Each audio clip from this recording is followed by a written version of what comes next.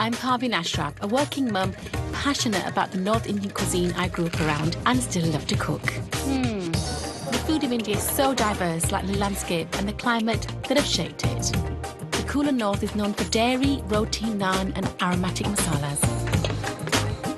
Across the deserts of majestic Rajasthan are dishes inspired by Royal Palace cuisine. Whilst on the southerly coast, fish and coconut are popular. It's this amazing mix of culture, faiths, cooking traditions and people that have given rise to wonderful dishes eaten all over the world. Original butter chicken. In this series, I'll be persuading you to spice up your cooking with my top 20 easy Indian recipes, perfect for family and friends. Best way to eat this is immediately. Across India, from busy cities to the sunny coast, we'll be meeting grandmas and mums to find out their treasured recipes. We'll also catch up with chefs and food experts celebrating all that is both traditional and fashionable. And in the UK, I'm going on my own tour to meet chefs and restaurant owners who are cooking up dishes inspired by recipes from their own Indian roots. Plus, I'll be sharing my top tips for stocking up your store cupboard, ready to cook up an Indian feast. Welcome to my Indian kitchen.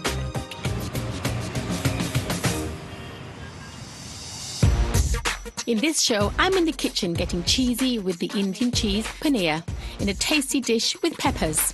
A little bit of love, a little bit of spice, and let it shine. And in India, we're on the west coast in the vibrant metropolis of Mumbai, seeing what makes the city tick with some great food details.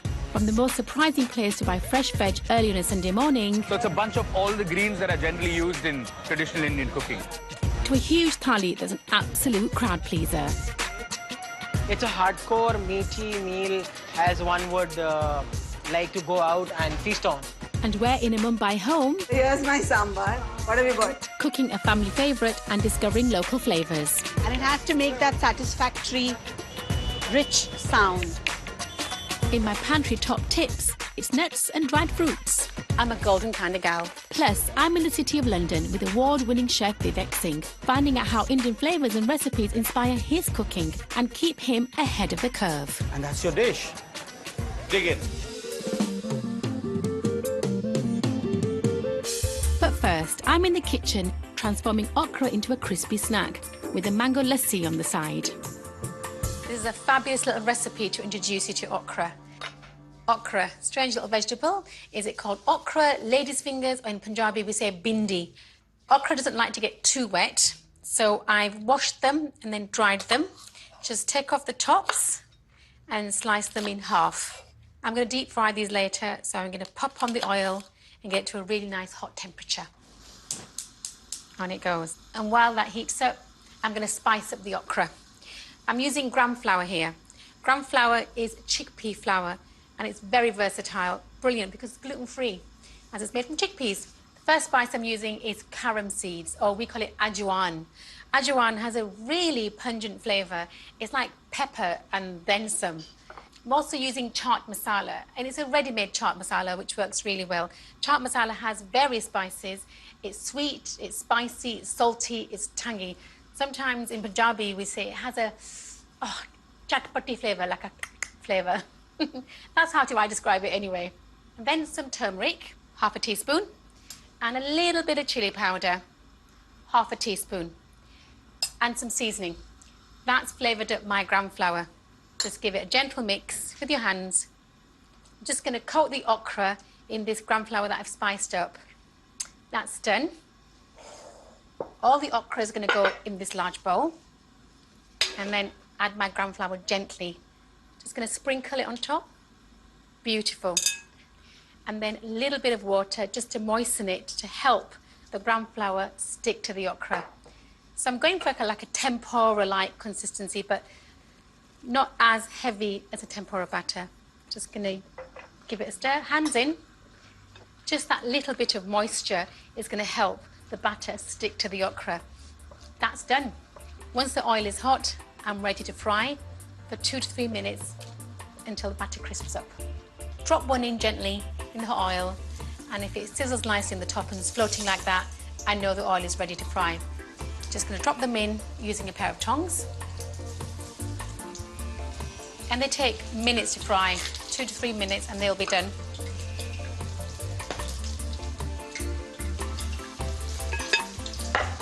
I'm just going to gently stir them in the oil just to sort of turn them around and make sure they fry evenly. And if I just lift that, that's what I'm looking for, like a golden crunch on the outside of that okra. Just give it a stir. I think they're ready. I do like mine with a little bite. If you like them softer, just leave them in for longer. I'm going to use a sieve to shake off any excess oil. Give them a little shake. Pop them on some paper, let them dry off. I've added chaat masala to my okra. I'm going to add a little bit more, but that's just my preference. I do like it. It has that tartness, that sour flavour that I love. A little bit more seasoning. Perfect. Just give them a zhuzh. They look good enough to eat, so I'm going to go straight in. We've got the tartness, the spice, the sourness. And now time to make my mango and mint lassi. I'm going to use a blender for speed. Add some yogurt and milk. Sometimes, when I be really decadent, I can add cream. Equal parts of yogurt and milk go in. And if I have fresh mangoes, I'll use fresh mangoes. But if I don't, then tinned is perfectly acceptable. Mango season is quite a short season, but you can get these tinned mangoes all year round. About 3/4 of the tin goes in. And then some ice, because I want a really cool lassi. And then some mint for extra freshness. Just grab the leaves, push them in. Mint is just one of those ingredients I use all the time. I make a mint chutney, I'll make mint tea, I make them in dips. And actually in this lassi, it adds a real freshness to the sweetness. That's it. That's everything in. Give it a bliss.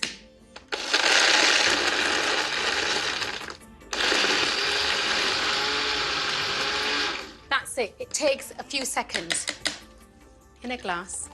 My children love this, and when they were younger, I would serve it. So if they had a hot curry, this is what I would give them to cool down their mouths. There's all types of lassis. You can have a mango lassi, a salt lassi, and a sweet lassi, but this is the best. That is a good mango lassi. So a bite of this, a drink of that, a bite of this, a drink of that. It works. So next time your friends come around, make up a mango lassi and some spicy okra. They'll be thoroughly impressed.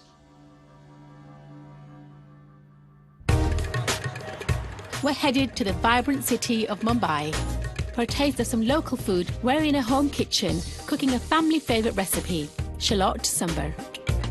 And there's a thali so big it has more than 40 elements and a huge range of Indian flavours. It's a hardcore meaty meal, as one would like to go out and feast on. Plus, I'm in the kitchen making Indian cheese pnir into a tasty treat. But first, in India, we're on the coast in the city of Mumbai. Mumbai, formerly known as Bombay, is the most populated metropolis in India, with the greater Mumbai area home to over 20 million people. The city owes its wealth and importance to both its port and a rich history in manufacturing. Today, it's India's commercial and financial capital. A truly cosmopolitan city, a melting pot of cultures have left their mark on the food. To understand some of the local food traditions and how this huge city feeds itself, I've lined up Harsh Danwar, who runs No Footprints tours and food workshops. It's Sunday in the Tilak Bridge area of South Mumbai.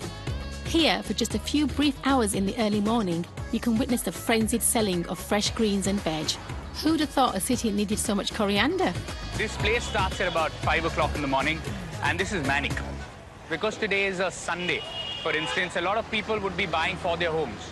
So you'll see that this activity especially peaks during a Sunday morning. So you're smelling a lot of coriander. Clearly, there's a lot of coriander here. You can see spinach, you can see fenugreek, spring onions, even mustard flowers. You can also see colocasia leaves. So it's a bunch of all the greens that are generally used in traditional Indian cooking. Most of the guys that are here are essentially traders or middlemen. So they get the produce from, trucks that you see at the back there. They bring it here and they just do trade. This is going to become a walkover bridge in a while. And you wouldn't realize that there was a market that was selling tons and tons of greens with about thousands of vendors here in another couple of hours. So as you can see, there are lots of taxis that are all parked around here, and the vendors, the vegetable vendors that you're seeing buying and going, they will use these taxis and then go to the retail spot, and they'll probably have a fixed price that they pay to these taxi guys. And sometimes they'll also carpool, so it's also economically viable for them. With many different types of cuisines to choose from in the city, Harsh knows where to eat. In an area near the early morning street traders, he heads for breakfast at a favourite eatery. So right now you're right outside Laddu Samrat, which is one of my favourite places to have Maharashtrian, local Maharashtrian food. So we've ordered all the things that I love. This food in this place that you see is an ode to the Maharashtrian food and the Maharashtrian culture.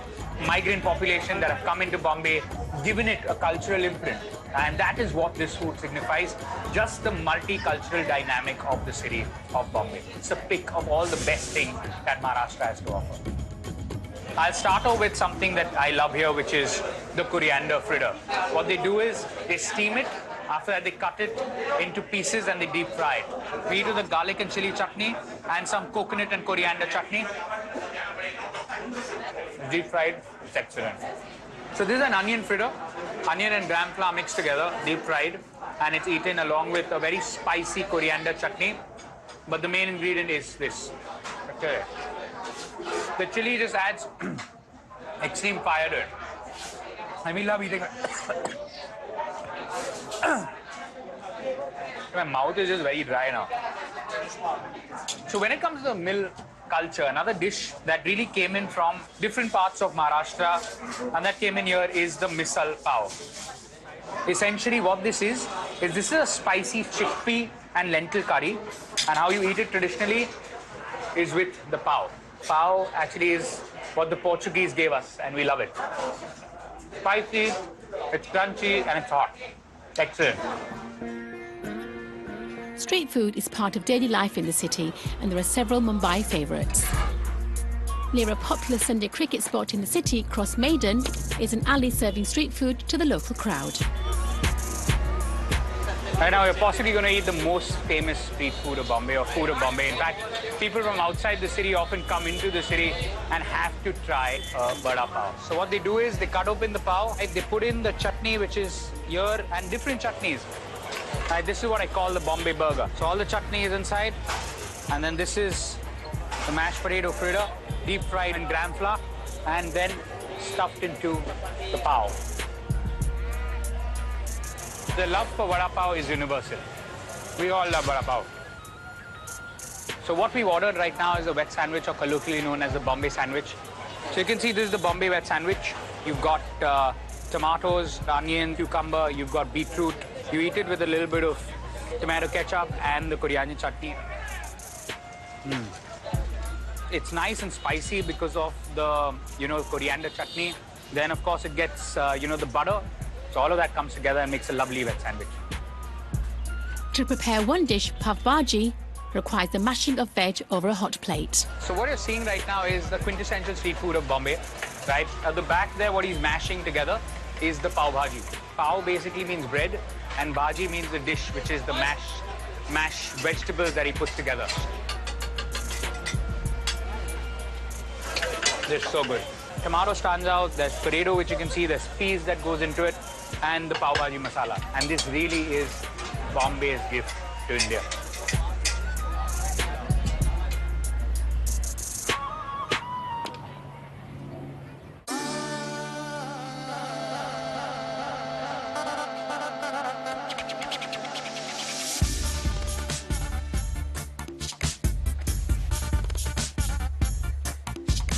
Quick and easy Indian home cooking is my goal.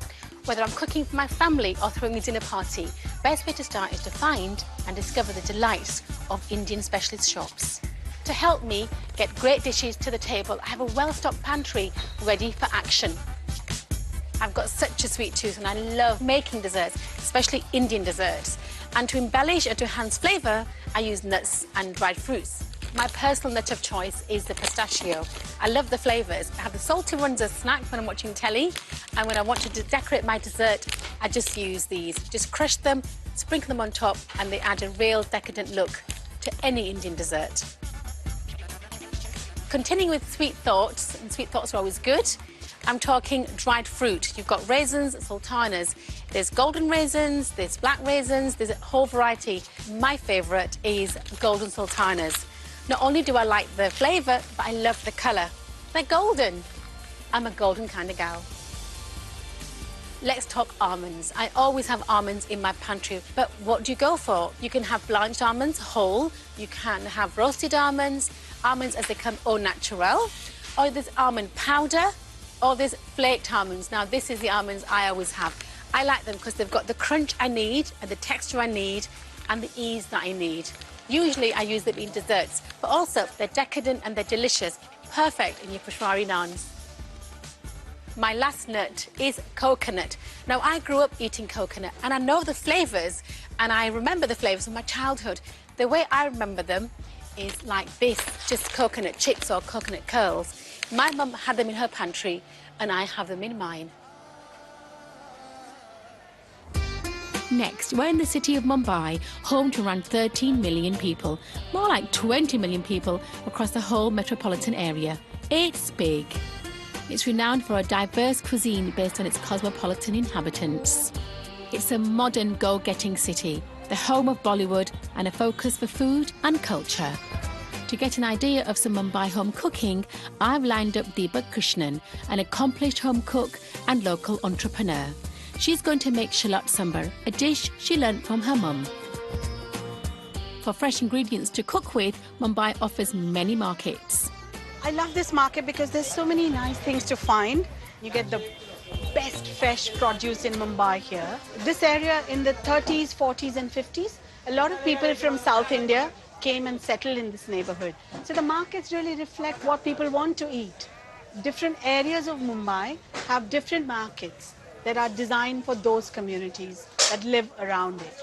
So this market best reflects the cuisine of South India. So whenever I want to cook anything from my traditional repertoire of family recipes or cuisine, then this is where I come looking.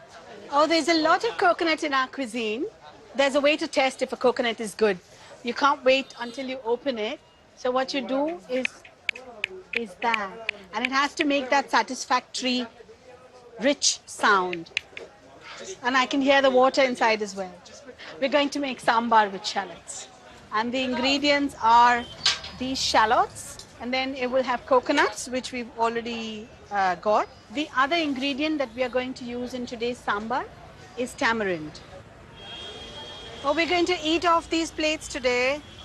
And it's not just me and other South Indians like me that love this food, but people from all over Mumbai come here to find the little secrets. Back home, time to get cooking the shallot sambar. My mum makes a mean onion sambar. Then I learned the recipe from her. So the star ingredients are the shallots. Another star ingredient is the coconut. And then tamarind. And so we let that soak for a few minutes. And then we will extract the tamarind essence. Add some oil. I've used about maybe 2 tablespoons at the most. We're not really looking to cook the onions. We're just looking to sort of saute them a bit so they get somewhat brown. I don't think anyone in my clan thinks I'm as good a cook as my mom, so I am.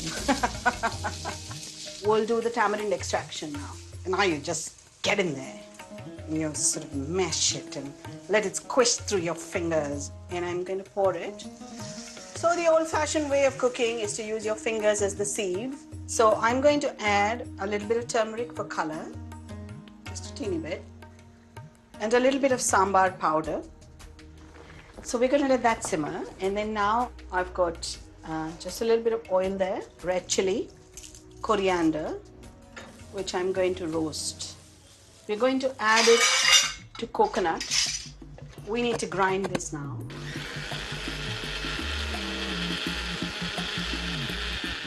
The coconut paste is really what gives the taste and the zing to this dish. So you see now how it's sort of thickening. The smell is just marvelous. The last ingredient that goes into it is tur dal.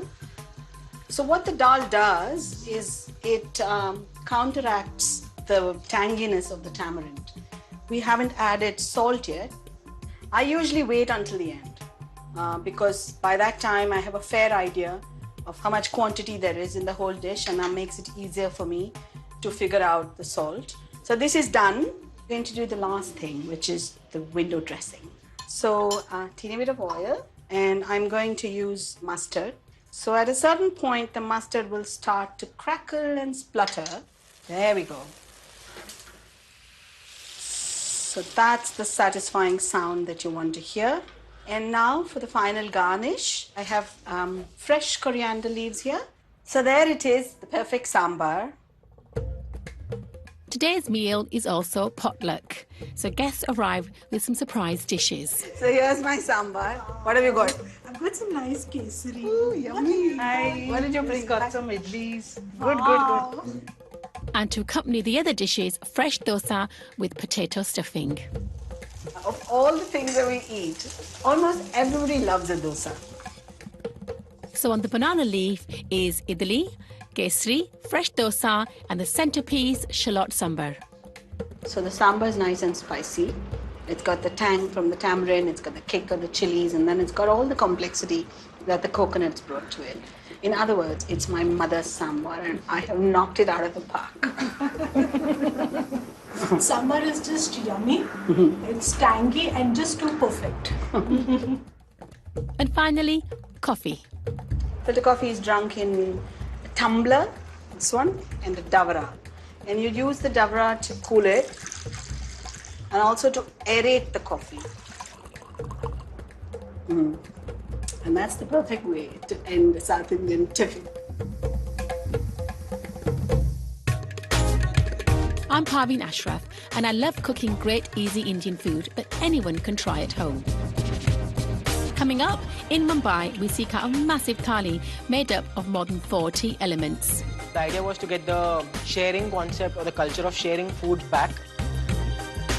I'm in the city of London, catching up with award-winning chef Bnebkhi to find out how the flavours of India influence his cooking. Today, we're exploring the South. I love the simplicity of Southern Indian cooking, you know, it's not just about lots of ground spices.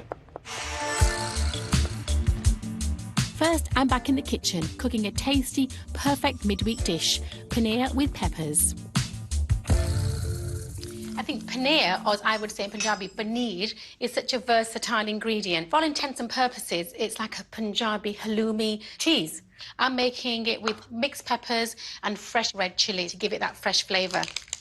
As I'm doing it in a stir fry, it's going to take minutes to cook, and that's really good for a midweek supper. There's so many different ways of cooking it, and I'm making it in a very quick stir fry. So that's my paneer already, and it's quite a firm texture, which is good because I am going to give it some heat in that pan. I love to use peppers in my cooking, especially for vegetarian dishes. Just take off the top. I like to do this way and then just crack it in half. That's 2 yellow peppers, and I'm going to use a red pepper. In Punjabi, we call peppers a shimla mirch, which I think is lovely. Long slivers of pepper. Now, I love adding spring onions to my food. I think it gives it a real freshness. The onions, but not as powerful. You've got the red and the yellow, and you've got the beautiful fresh green of the spring onion. And that's all my vegetables done. For flavour for the paneer dish, I'm adding fresh red chilies. I'm not de-seeding them. I'm just going to chop them very finely. That's all my fresh ingredients ready, along with some onion and garlic. Now, time to get on with my buttered cumin rice. Just some oil to line the bottom of the pan. Now, if you're not a massive fan of butter, you can reduce it, but this is buttered cumin rice. The clue's in the title, and it will just taste absolutely delicious, especially with the paneer. Melt that down, and now I'm going to add some cumin. Whole cumin seeds just go in the oil straight away, and they'll get that lovely sizzle, and they're going to flavour the butter, and that's exactly what I want. A couple of seconds, let them fry, and then straight in with the rice. I've soaked some rice here, pre-washed it to wash out the starch. Mind the sizzle. There we go. And what I want to do is I want to coat each grain of rice in the butter and the cumin. But be gentle. I don't want to stir fry the rice. I'm just going to coat it very gently. Just fold it round. And that's coated each individual grain of rice in that lovely buttery cumin oil, and that stops it sticking. Now just add 750 ml of water. I'm going to bring it to the boil. So just maybe a quarter teaspoon of salt. Cover and simmer for 30 minutes. I now want heat, lots of heat, to pan fry my paneer. I'm just going to use a bit of oil, some seasoning, and I'm going to use turmeric. Half a teaspoon, in it goes. Straight in with the paneer. Just throw it in and we're going to give it a zhuzh. Now I want that, look at that beautiful golden colour already. As it sizzles and cooks in the turmeric oil, you're going to get a lovely golden skin around the paneer, and that's what I want. Nearly there. I'm going to really golden crust. Perfect. Good enough to eat. In fact, I'm going to have to taste one. Now, it's really hot, but I can't help myself. It's got crispy skin and soft cheese on the inside. Here goes. I don't want to cook the dish now. I think I'll keep that for myself. Nice hot pan. You've got the onions, you've got the garlic, the peppers, the chili. Everything is going in. This is a really quick dish to make. It's a stir fry. So here we go, time to stir fry. Just give it a shake, give it a stir. Got 2 large diced tomatoes here, and they're going to go straight into the pan as well. This is quick, so everything's just going in within a minute of each other. And that's cooled down my pan now, so keep the heat on high and give it a stir. That's frying off nicely. Time to add my dry spices. We're going to add some cumin for flavour. I think cumin works with 99% of vegetarian dishes. I love the flavour that cumin provides and the warmth. And then some fenugreek. This is dry fenugreek leaves, and that adds earthiness to the dish and a real curry-like flavour. So this is a Punjabi stir-fry. We're going to have some curry flavours. Okay, now back the heat up high, and let's get stir-frying. And that's basically it. Tiny bit of water.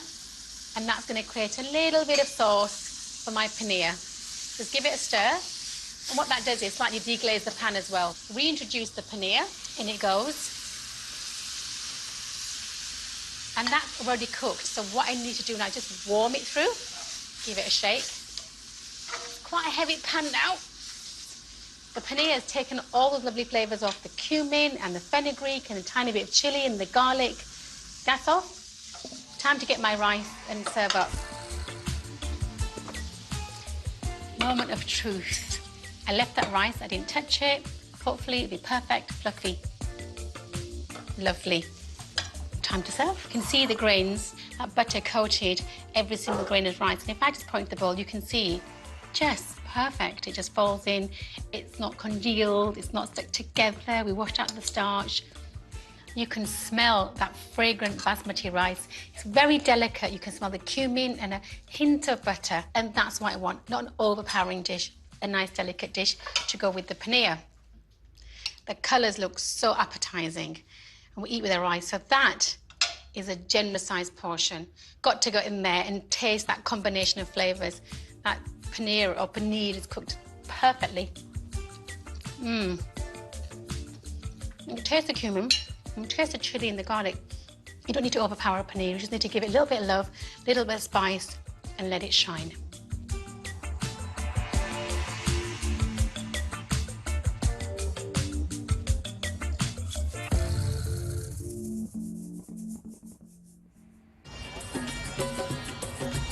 We're back in India. The great thing about a bustling modern city like Mumbai is the varied and vibrant food culture, offering curious foodies lots to try, from traditional street food to innovative high-end dining. Presenting classics in a different way can be a big draw in a vibrant restaurant culture, like the traditional thali, which is a tray holding several courses and normally served for one person. At a restaurant in a busy suburb, they've taken the thali to a different level. At Mini Punjab Lakeside, they offer diners possibly the largest thali in town. So what's the process of getting this thali to the table? The man behind the concept of this very large thali is Nishant Chawla. Every individual dish here has its own cooking style, own cooking method, and different time is required. So we're making the lamb curry right now, which is the second main course what we're seeing for the day. Right now he's made the base. He's just added the lamb, which is the main core part of the dish. So the base is ready. That's your lamb curry, which is a part of the Dara Singh curry. The thali is named after Dara Singh, who amongst other things was famous for being a wrestler, and wrestlers tend to have a large appetite. With so many dishes needed to make the thali, they've been able to feature a huge variety of different Indian cuisines. These are the dishes from the different cities of Northern Hemisphere of India. We've tried and picked and covered almost every single region because Sri Dara Singh, he used to specially travel a lot for each and every item. And our idea was to get you the best from each city in one platter. It takes quite a number of chefs to get the dish to the table, fresh and hot.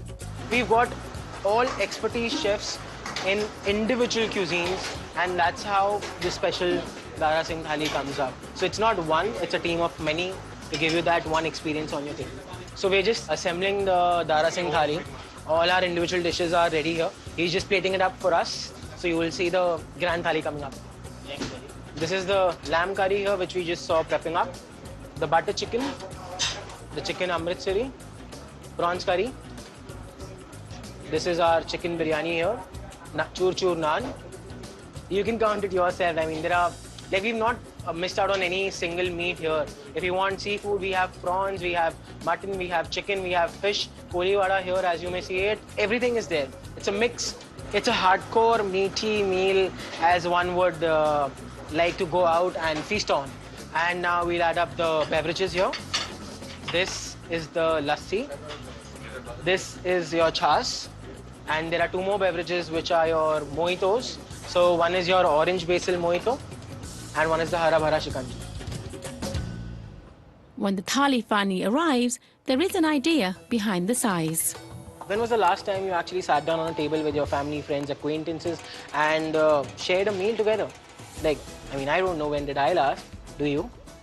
If you have so much food on table, I'm pretty sure you can't eat it all alone. The idea was to get the sharing concept or the culture of sharing food back. And like, for example, if I'm sitting here, I'll ask my friend to pass the food from there, and even I can pass the murg musalam from here to there. The idea is bringing sharing back between family and friends. And of course, for those with a sweet tooth, dessert. Any meal is not complete without a dessert. Here are 7 desserts which come across, and these are a part of the Dara Singh thali meal. Here we have the gulab jamun, jalebi, rabdi, malpua, peta barfi, moong dal halwa, and a strawberry ice cream. Should you find yourself not sharing the thali and attempting the huge platter alone, just how many items would you find yourself needing to eat? Taking the thali, the desserts, beverages, and the pani puri, together in all it consists of around 44 items. I mean, that's a lot. You need to come in a family. Indian food is still a British favourite when eating out. It's a country with a vast culinary heritage, and each region has contributed distinct dishes and flavours to their cuisine. My recipes are inspired from the North Punjab region, and as part of my journey, I'm interested to discover how the food of other regions differs and is finding its way onto restaurant tables.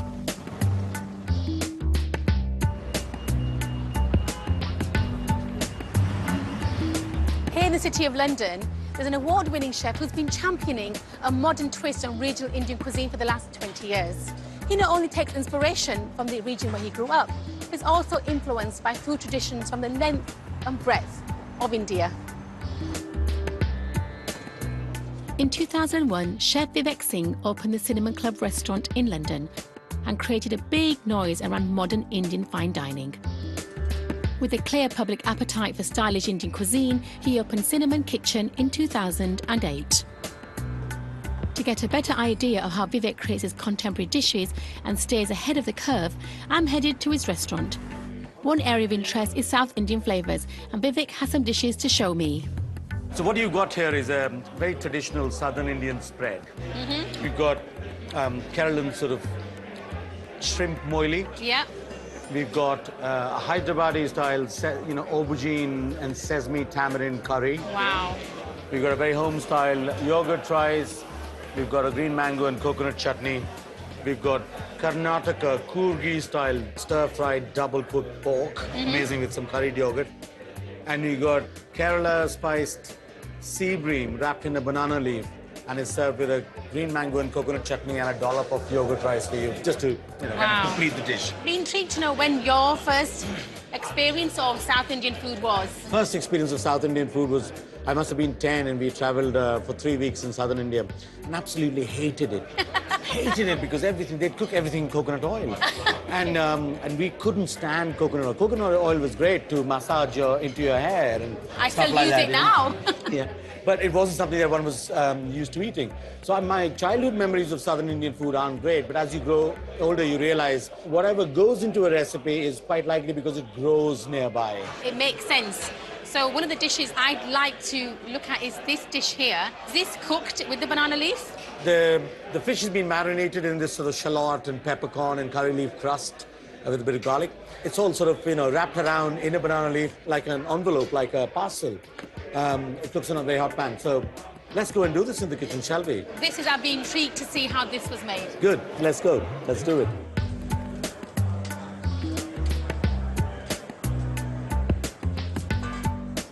So, Chef, what have we got here? So, for this dish, we're going to Kerala, the absolute southern part of the country. Lots of coconut, lots of fish being used, lots of spice. Kerala is also home to pepper. Really? Yeah. And so we're doing a banana leaf wrapped sea bass. Or sea bream with the green mango and coconut chutney. Wow. Well, let's start off with the green mango and coconut chutney. So I'm going to mix together green mango, coconut, if you like garlic, just a smashed up clove. That was quite tough. Just using your hand like that, Chef. Yeah, we just a bit of shallots if you like that. There's no cooking involved in this. Salt, a touch of sugar. So, ooh, Chef, that's a lot of chili powder. Wow. But the whole point of a chutney is that it's got to get you salivating. It's got to get you. And it's got to have a bit of punch. You can add a bit of oil. So, my friend, if I can give you this, blend it, don't put too much water, just keep it quite thick, yeah? So we'll chop these shallots finely. In terms of regional cuisine and what the South has to offer, what do you particularly like, Chef? I love the simplicity of Southern Indian cooking, there's the spices are few and far in between. It's not just about lots of ground spices. There's a lot of fresh heat and fresh ingredients like the curry leaf there, the garlic, there is a lot of coconut and there's a lot of fish. And that's what you find, in the thing. You can't have this dish without peppercorns. Peppercorns, what made Kerala so prosperous. Pepper was being traded from Kerala since the Roman times. Salt, ground chilies, and a touch of sugar. And we've got a little bit of vinegar going in. Have a little taste. Slightly sharp, hot, sweet, peppery, garlic, shallots, a lot going on, right? Exactly the same for the fish as well, you want to lightly season it. You don't want to put all that sort of brilliant marinade onto plain fish that hasn't been seasoned. What it does is just takes away all of the spicing and flavoring. So you've got a bit of seasoning going on here. So you give it a couple of minutes. You got this brilliant. One of the tricks with banana leaf, it is brittle. When you heat it up like this, it becomes really soft and pliable. Touch it? Yeah. Oh, yeah. Just a few seconds with the heat. Yeah, so here we go. So we smear a little bit of the... Chef, are we cooking it in the banana leaf? In the banana leaf, Oh, correct, I thought we were just going to serve it on the banana leaf. No. Have a look. So the fish just sort of, keeps all its juices in.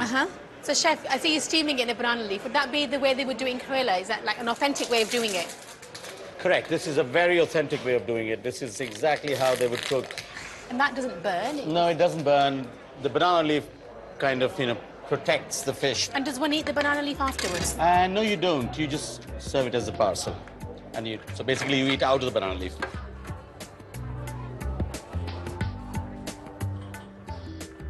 So, Chef, I'm quite surprised of the colour of the banana leaves. Yeah. I would worry thinking I'd burnt the dish. Can you see how the parcels have been sort of puffing up slightly?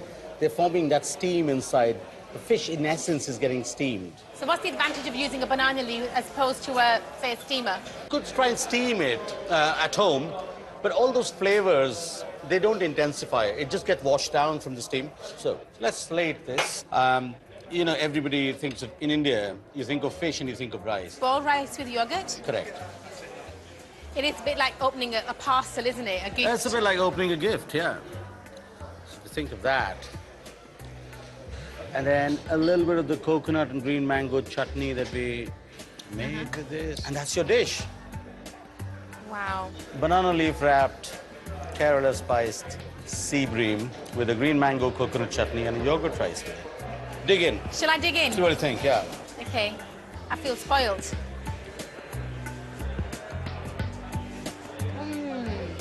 Oh. That is so tender and so delicate, and yet I'm surprised with the amount of spice that we put on there. Yeah. It still has a really delicate taste. Thank you, Chef. It's been an honour to learn about fish, cooked in a banana leaf, served with a coconut sauce. It's been a pleasure to go down to south of Kerala with you. Pleasure. Pleasure.